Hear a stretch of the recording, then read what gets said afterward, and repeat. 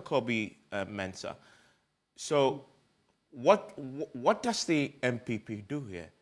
Do you get a sense that the party actually even appreciates the gravity of the situation on their hands, considering where they are right now, and do they really have a way to mitigate what you've just prescribed could happen next year?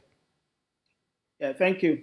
I think that honestly, I think the cost actually goes beyond even the elections.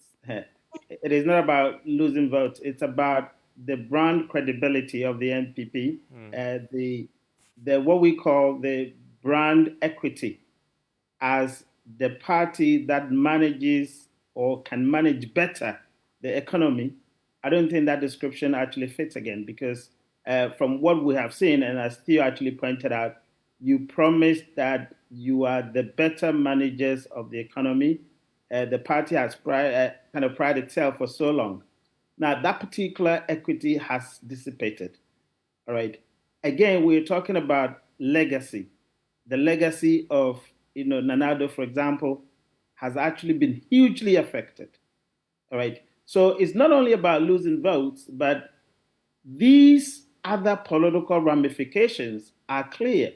And to resolve it, as you said, is not a one-day job. I mean, it would be difficult for you to say that you could actually convince the Ghanaians by taking some raft measures that people would perceive as short-term. You have to be mindful of how people would perceive what you do. I think that, as you said, or as you asked, what must they do first? They have to be remorseful. They haven't shown any remorse.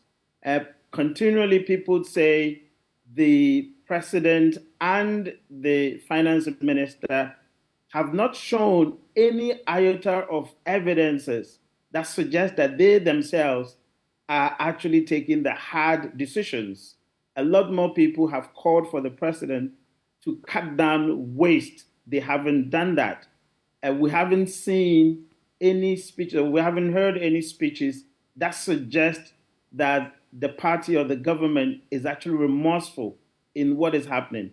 We haven't seen that they are demonstrating that they are in it with us, that we all are in it together.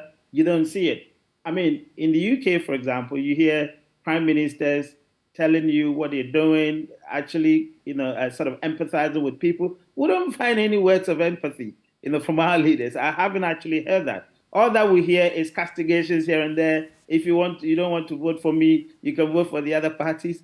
That wouldn't help. So I think that the only way that they could actually, kind of get back to us for people to think that, well, we can give them some kind of a pass is for them to first demonstrate that, yes, we have wronged, in a number of ways. We have taken quite a number of policy positions or actions that did not augur well, and so therefore they are remorseful for that. And then, of course, begin to be transparent and be very frank with Ghanaians, and perhaps we could actually, pardon them. But I think that the cost to the political party itself is huge. And of course, going into the elections also, as I said, you would have your policy and you have your candidate, not only the party. Is it possible that you could bring other candidates that perhaps Ghanaians will find as trustworthy or Ghanaians would see as competent, for example? Maybe you could do that. But of course, the promises, I don't think that are actually contained in policies, I think it will do very little to sort of appease people because already the credibility is gone. All right.